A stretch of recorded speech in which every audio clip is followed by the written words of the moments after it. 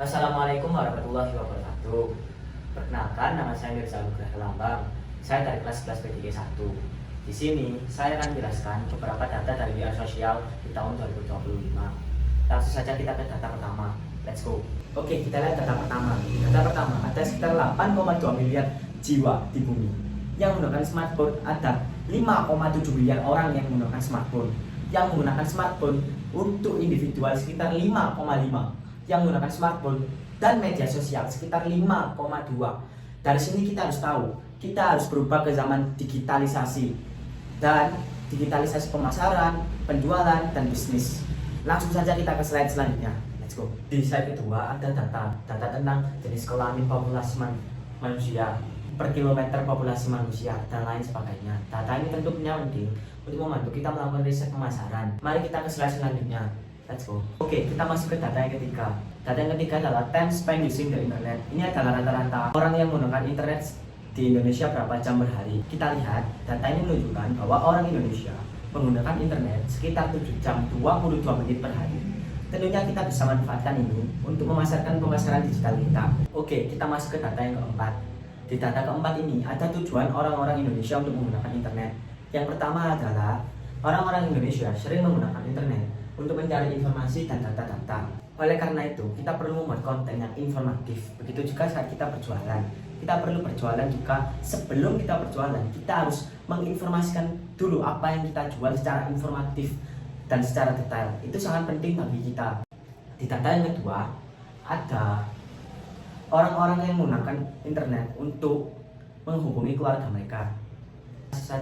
Kita skip saja, kita langsung ke data yang ketiga. Di data ketiga ini, orang-orang menggunakan internet untuk mencari ide dan inspirasi. Tentunya konten-konten kita harus bisa membuat ide-ide baru dan inspirasi bagi kalian yang ramai. Sekian, kita bahas 3 data saja dari data yang keempat ini. Kita langsung saja ke data yang kelima. Langsung saja kita bahas. Lanjut. Oke, kita masuk ke gambar kelima atau data kelima. Di data kelima ini ada most social media use platform atau platform yang paling banyak digunakan oleh orang Indonesia. Yang pertama ada WA, yang kedua ada Instagram, yang ketiga ada Facebook, yang keempat ada TikTok, dan yang kelima ada Telegram. Kita bahas dari WA dulu. WA adalah sosial media yang mungkin semua orang di Indonesia menggunakannya karena kita berkomunikasi dengan teman, keluarga, menggunakan aplikasi WhatsApp. Untuk orang pemasaran atau orang bisnis digital, kita bisa mengembangkan produk yang kita jual menggunakan aplikasi WhatsApp dengan membagikan link-link produk kita ke grup WhatsApp, keluarga kita, dan teman-teman kita. Itu sangat berguna bagi kita untuk seorang pemasaran digital. Selanjutnya, kita ke platform di Instagram. Di Instagram, kita bisa membuat akun produk kita. Seperti saya berjualan snack, kita bisa membuat akun produk kita dengan nama yang lucu-lucu dan unik-unik seperti snack kita, snack, dan lain-lain. Kita bisa mengembangkan akun produk kita menjadi ribuan followers, bahkan jutaan followers. Di Instagram ini pastinya lebih luas skalanya. Untuk platform Instagram, kita bisa menyewa jasa influencer untuk mempromosikan produk kita. Tentunya dengan biaya yang sudah diatur oleh influencer itu tersendiri. Lanjut ke yang ketiga, aplikasi Facebook. Kita bisa menggunakan grup komunitas jual beli untuk mempromosikan produk kita. Itulah gunanya Facebook. Kita lanjutkan ke sosial media platform keempat, yaitu TikTok. Di TikTok ini hampir sama seperti Instagram.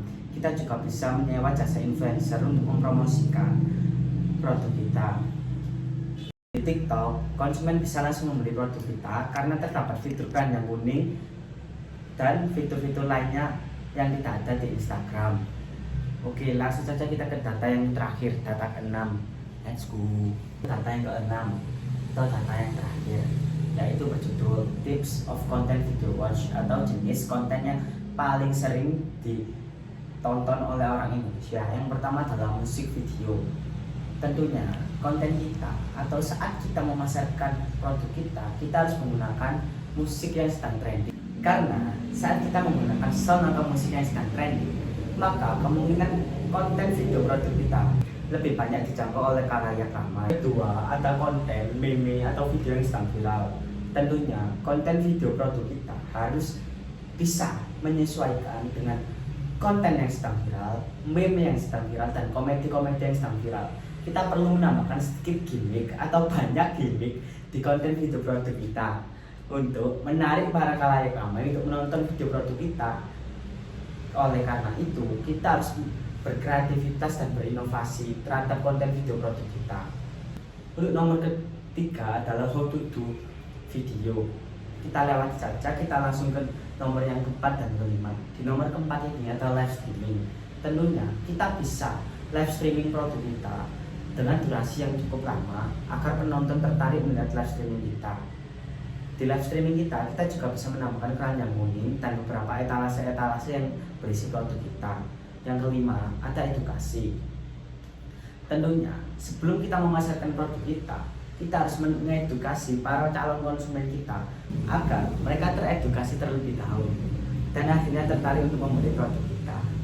Sekian pembahasan dari saya dari data di VR Social tahun 2025 ini, yang tentunya data-data ini valid dan bisa terpercaya. Data-data ini juga bisa membantu kita untuk mengetahui pangsa pasar mana dan konsumen-konsumen mana yang bisa kita jangkau di sosial media. Sekian, kurang lebihnya mohon maaf. Wassalamualaikum warahmatullahi wabarakatuh.